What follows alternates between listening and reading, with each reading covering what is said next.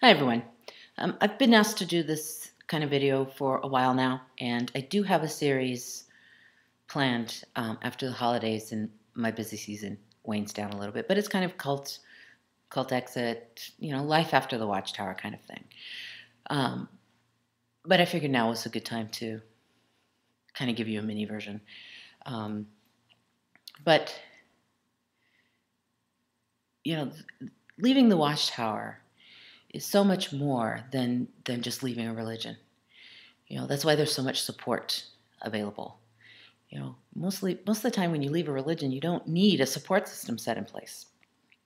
And if you look on the internet to any group that you think falls into a cult, you'll see a support system in place. The ex-Mormon community is big. It's bigger than us. So this is more than just leaving a religion. We've been subjected to mind control indoctrination, and we have to kind of deprogram that. And it can be an adjustment reaction. It can be really tough. And some people tend to shake it off. They wake up, they see the indoctrination, and they shake it off like an old coat. They tend to still be active in the XJW community to offer support for others, but they seem not very affected by it. And then there's those of us that our identity is tied into this group. It's so much about who we are that leaving it is a huge adjustment reaction. For instance, I left a long time ago, but I didn't break free of the mentality until just recently. And it was tough. When I started researching the Watchtower, and it started crumbling around my ears, and it was full of corruption and greed and lies and etc. It was a lot like, oh, what planet did I just wake up on? Because it was so much of who I was. When I'd get into Bible discussions with my religious friends, I was either chuckling to myself that how wrong they were, because of course I had the truth, or they were impressed with how I could throw scripture around. And to all of a sudden realize that the Watchtower was not who it claimed to be, and that everything that I knew was possibly wrong or was wrong, was a little bit freaky. And I do encourage, I hate that word, but I do recommend researching the Watchtower. The more you know about the Watchtower, the more you're going to be able to let go of what if they're right. And before I had gotten to that point, there's a lot of support on the internet. There's a lot of good people. There's a lot of really good information. But there are also kooks. And there are also some scary stuff. And I was starting to really realize that the Watchtower was not Jehovah's organization, that they were just as vile as any other religion that they criticized, but I still had that smidge of, but what if they're right? And I watched this video series, this channel, and it had like an 80 video series, and I watched all of it. By the time I got done with the whole series, I was on the verge of a nervous breakdown. I was absolutely hysterical, panic-stricken. Oh my God, Armageddon is closer than the Watchtower thought. What am I going to do? And I was really, I would break into tears. At a moment's notice, my husband was worried sick. I was just a wreck because this series was well done. It was well put together. And it sounded true. And it gave you the illusion that you were getting special insight into the Bible that nobody else had. And then it was smattered with conspiracy theories and a lot of fear-mongering and etc. I've looked at it now, again, after learning about, the tricks of the trade, and I can see it in a whole different light. But back then, it sent me right into a tailspin. And that's what led me to Randall Watters and he gave me what I consider the best advice ever. And that was to pray and ask God for a timeout to recover from post-traumatic stress. And I did. I fell to my knees. I was in hysterics and begging. I needed a timeout. I needed to figure all this out and figure out what I was doing and what to do now. And it was quite a scary time for me. And so I do caution you that there's a lot of good information. But as a Jehovah's Witness, we are so used to being told what to think. We are so used to our lives being structured. We're so used to, the circle of friends that are given us. We're so used to having our lives controlled and told what to think that it is very easy to go from the Watchtower telling you believing what the Watchtower is telling you to think, to believing what they're telling you to think. And that's why the deprogramming process is so important, is so that you don't jump from the frying pan into the fire, that you don't just jump from one mind control group to another, or go from following these men to following these men, or this person, etc. And I'm going to put a whole lot of links below. There's some really good information on mind control.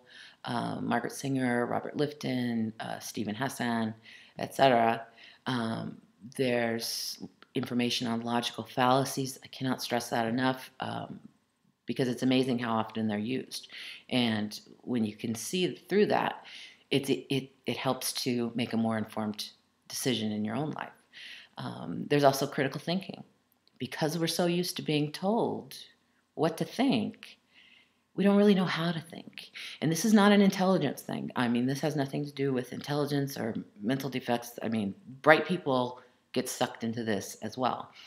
But you have to take some time to learn how to think again and look at things a little critically so that you can make more informed decisions.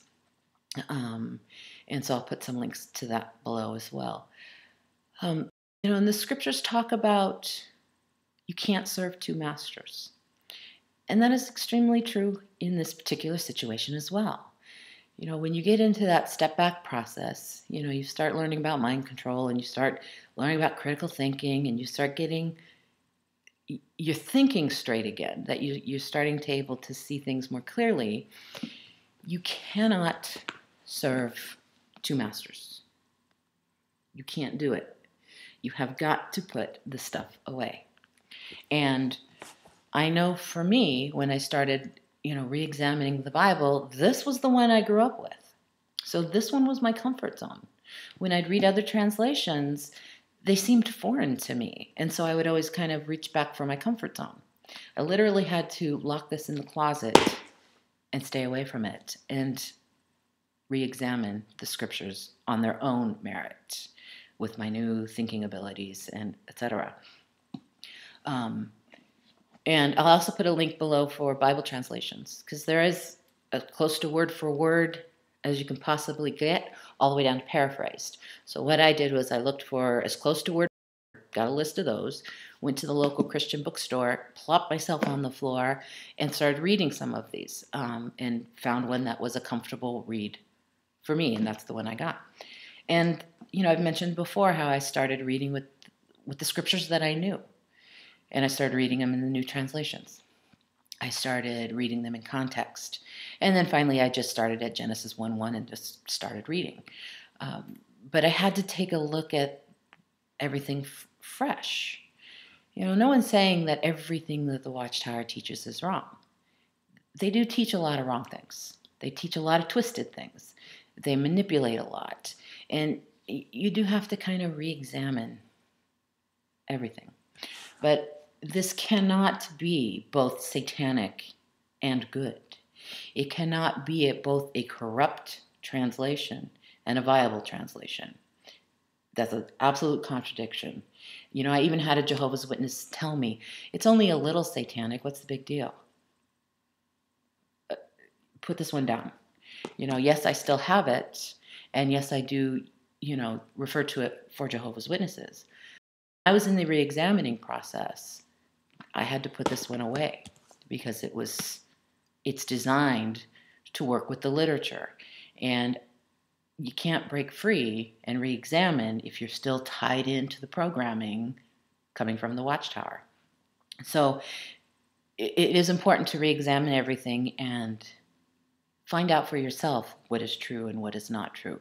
I mean, even my favorite Christian apologists, when they would be talking about a particular scripture, I wouldn't take their word for it. I would go look it up and read, usually read the whole chapter, and kind of absorb the information for myself.